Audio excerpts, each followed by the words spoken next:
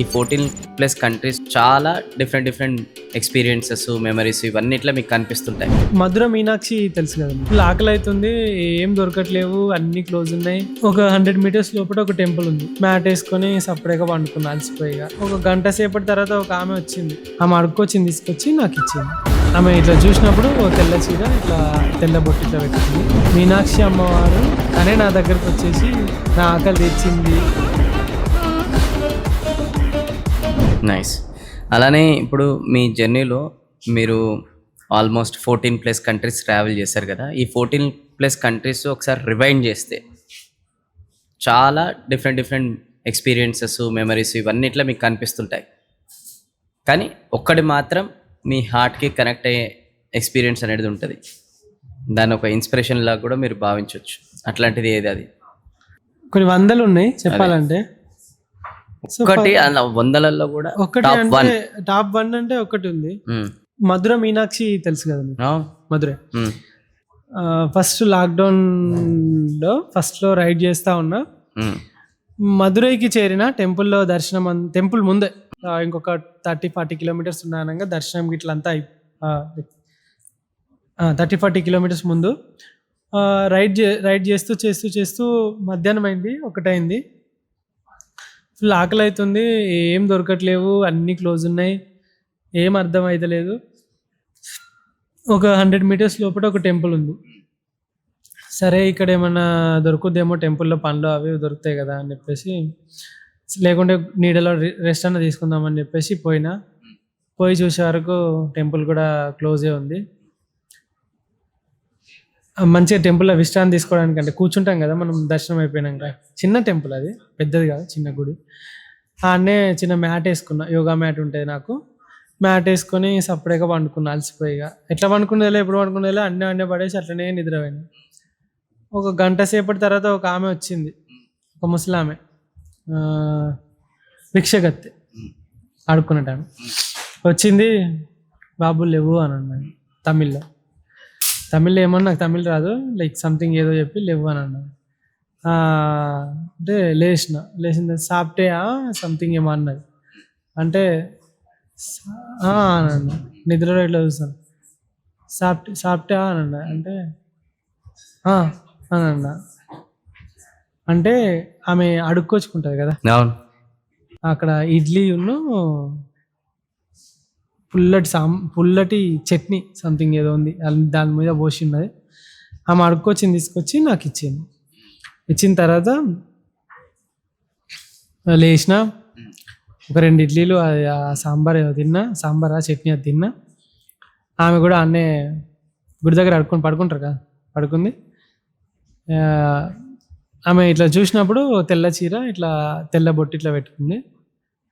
మీనాక్షి అమ్మవారు నేను అక్కడికి వెళ్ళకన్నా ముందే తనే నా దగ్గరకు వచ్చేసి నా ఆకలి తీర్చింది అని ఒక మీనాక్షి అమ్మవారు కనబడ్డారు నాకు.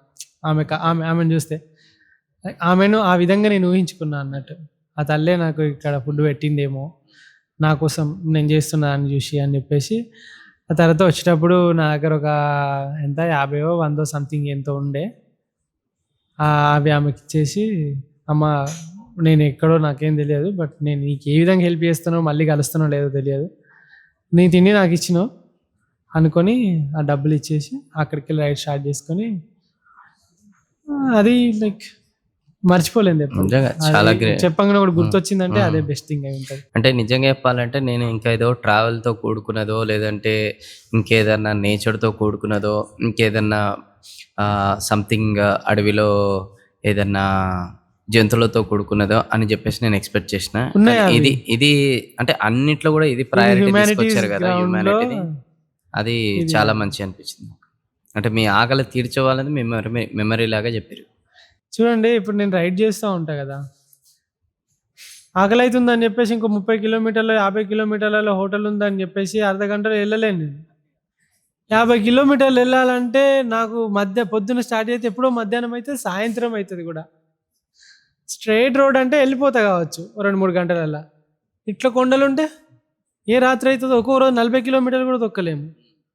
అప్పటి వరకు నీకు ఆకలి ఉన్న కడుపుతోటి నువ్వు సైక్లింగ్ చేస్తావు. రైడ్లో మెయిన్ టాస్క్ వచ్చేసి నాకు ఫుడ్డే. ఒక్కొక్కసారి 100 కిలోమీటర్లు ఫుడ్డే దొరకదు, నీళ్ళే దొరకవు. ఎంత డిహైడ్రేట్ అయిపోతాం నీళ్ళు లేకుండా. ప్రతి క్షణం ఎప్పుడైనా చక్కెర చెమట వచ్చి కారుతూనే పడిపోయారా? ఉంటుంది. చక్కెర వచ్చి పడిపోయారు ఎప్పుడన్నా? చక్కెర వచ్చి పడిపోలే ఎప్పుడు. అయినా అంటే ఆ ఓపిక ఎట్లా వస్తుంది మరి? ఎనర్జీ లేదు, అయినా సైకిల్ దొక్కాలి. ఇప్పుడు బైక్ అంటే ఏముంది, ఇట్లా పెట్టుకొని పోతే అయిపోతుంది. అవును.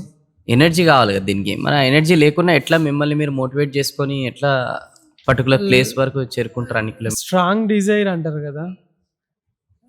నా సంకల్పం చాలా గొప్పది.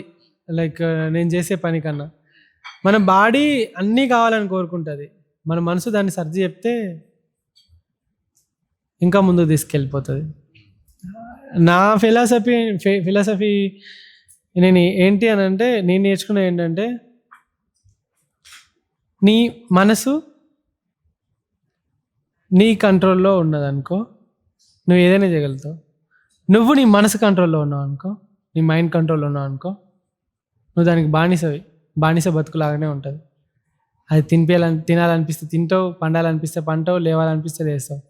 నిద్ర వస్తుంది, చాలు పొద్దుగాల 5 గంటలకు లేచి పని చేసుకో, చదువుకో అని నీ మైండ్కి నువ్వు సర్ది చెప్పుకున్నావు అనుకో, లేస్తావు, పని చేసుకుంటావు. లైక్ 100 కిలోమీటర్లు తొక్కి పిచ్చి అలసిపోయి ఇంకా నా వల్ల కాదురా అన్నప్పుడు, ఇంకా 20 కిలోమీటర్లు పోదాంపా అని నేను చెప్పుకుంటాను నా బాడీకి. మళ్ళీ 1 గంటన్నర తొక్కేసి 20 కిలోమీటర్లు పోయి అక్కడ పండుకుంటాం. ఇలా 100-150 కిలోమీటర్లు తొక్కిన తర్వాత మీరు చూడొచ్చు, ఒక టూర్కి వెళ్ళిపోయి వస్తాము, పొద్దుగాల లేవబుద్ధి కాదు, చేతన కాదు, అంతా ఒళ్ళంతా అలసిపోయి ఉంటుంది, అమ్మా అని అంటాం. నేను ఇవాళ 150 కిలోమీటర్లు తొక్కి మళ్ళీ పొద్దుగాల 150 కిలోమీటర్లు రెడీగా ఉంటా. లైక్ అంటే మన మైండ్ మన కంట్రోల్లో ఉంటే మనం ఎంతటి పనినైనా చేయొచ్చు. సర్ది చెప్పుకోవాలంతే మన బాడీకి.